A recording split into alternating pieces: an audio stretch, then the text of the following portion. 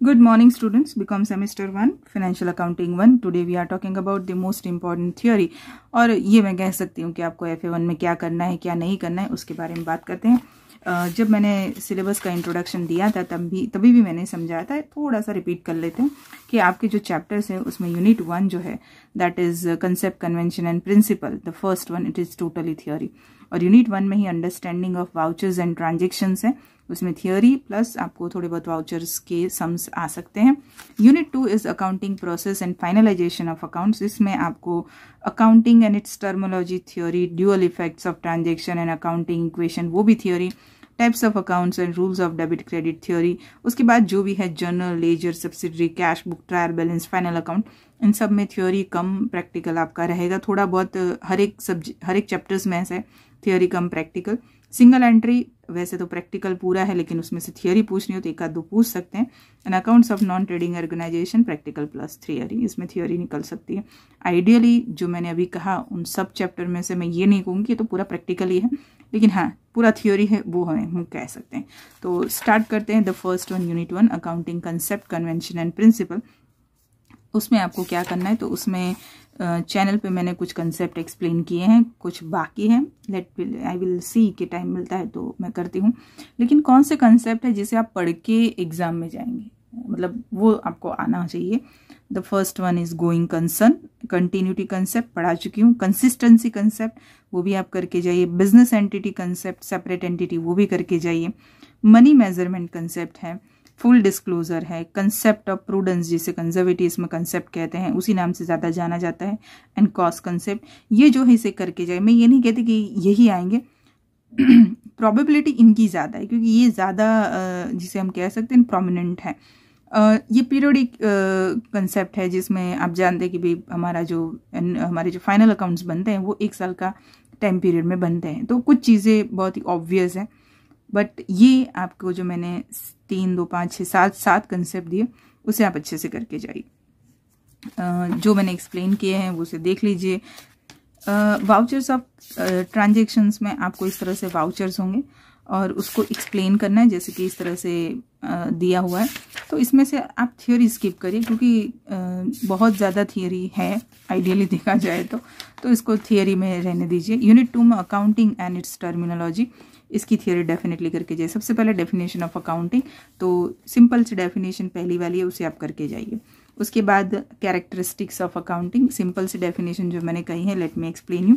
Accounting is a process of systematically recording the monetary transaction of a person और a business relating to a definite time period in the books of account. आप एक process है accounting, systematically recording, कुछ भी कहीं भी record नहीं करना और कैसे भी रिकॉर्ड नहीं करना है, इट्स अ सिस्टमेटिक प्रोसेस। उसका भी एक क्वेश्चन आएगा आगे। आपको मॉनेटरी ट्रांजेक्शन, इकोनॉमिक ट्रांजेक्शन होना चाहिए, पैसे की लेन देन वाला ट्रांजेक्शन होना चाहिए ऑफ अ पर्सन और a business relating to a definite time period. मैंने कहा ना कि पीरियोडिक कॉन्सेप्ट है, टाइम पीरियड फिक्स होना चाहिए, कहीं का भी ट्रांजेक्शन हम रिकॉर्ड नहीं करते। तो this is the simple definition, go for this. If anyone wants to something great then go for this, American Institute of Certified Public Accountants, but this is my advice to you. वो करिए जिसे याद रख सके, वो लिखिए जो सही के नज़दीक हो, ट्रू के नज़दीक हो। मैं ये नहीं कहती कि पूरा बुक का कॉपी टू कॉपी आना चाहिए, कोई एग्जामिनर, कोई पेपर चेकर, कोई प्रोफेसर ये एक्सपेक्ट भी नहीं करता है आपसे कि आप बिल्कुल डॉट टू डॉट बुक का लिखिए, लेकिन nearer to reality definitely expect करता है। देन कैरेक्टरिस्टिक्स ऑफ अकाउंटिंग, उसे भी पढ़ के जाइए। देन बहुत है इसमें अकाउंटिंग रिलेटेड, जैसे कि limitations of accounting, objectives accounting, ये रहे ऑब्जेक्टिव्स, एडवांटेजेस एंड लिमिटेशन।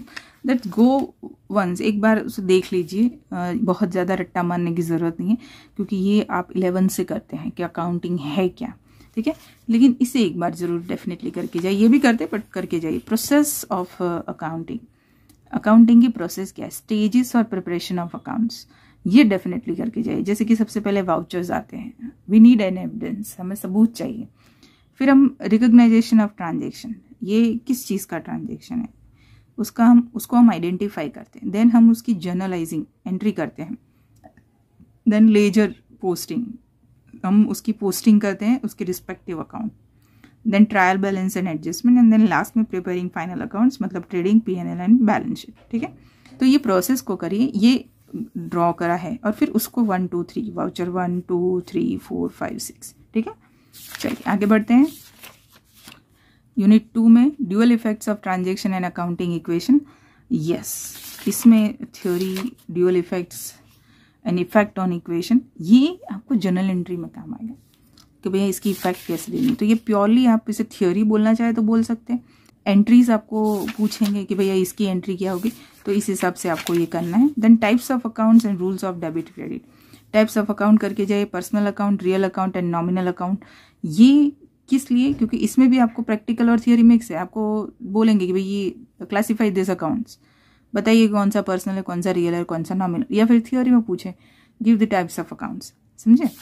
इसमें एक और थियोरी है इंपॉर्टेंट वन, ये रहा rules of debit and credit. Just learn this and learn तो क्या करना है, यही तो करते आ रहे हैं जिंदगी भर से हम लोग, बट फिर भी इसको एक बार अच्छे से लर्न करिए, क्योंकि ये एग्जाम में आने के चांसेस इसलिए होते हैं क्योंकि ये बेसिक्स है कि भाई आपको डेबिट क्रेडिट के रूल पता है। For the personal account, debit the receiver, credit the giver. For the real account, debit what comes in and credit what goes out. For the nominal account, debit expense and losses and credit income and gain.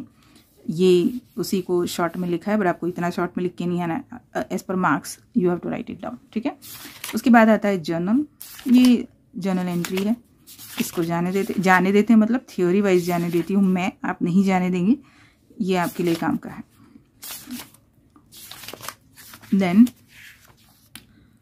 the next one is this ledger and posting. ledger and posting भी आपका practical में चला जाएगा। yes, ये subsidiary book, उसमें आपको ये पूछ सकते हैं कि what is purchase book, what is sales book, what is cash book, what is purchase return, what is sales return. तो ये उसमें अब थियोरी में आ सकता है। Cash book, what is cash book, है ना, तो ये कैश बुक उसमें चला जाएगा। देन ये मुझे अच्छा लगा, national electronic fund transfer, real time gross settlement.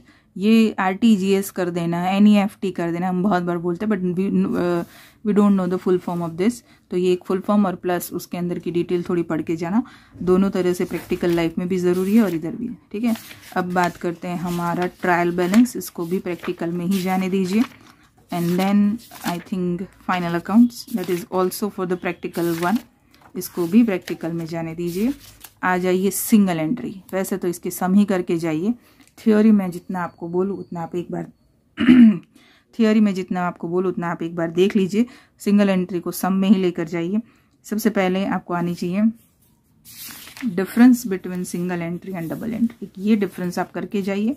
और forms of single entry, pure single entry and popular single entry, ये दो चीज़ें करके जाइए। फॉर एन एग्जाम्पल, आपने इतना बड़ा डिफरेंस करा और पूछा give the meaning and characteristics of single entry, इसी में से बनेगा बेटा, सब कुछ इतना भी अलग अलग नहीं होगा, है ना। और फिर आप करके जाइए उसके सम्स मिल जाएंगे आपको सिंगल एंट्री के। डिफेक्ट्स ऑफ सिंगल एंट्री का मतलब होता है लिमिटेशन ऑफ सिंगल एंट्री, एक बार देख लेना। ठीक है, अब हम आ जाते हैं हमारे लास्ट चैप्टर पर, and that is this non trading organization. Theory करके जाइए इसकी, क्योंकि इसकी थियोरी है काफ़ी। सबसे पहले this difference between trading concern and non trading concern, कि कौन से ट्रेडिंग में आएंगे, कौन से नॉन ट्रेडिंग में आएंगे।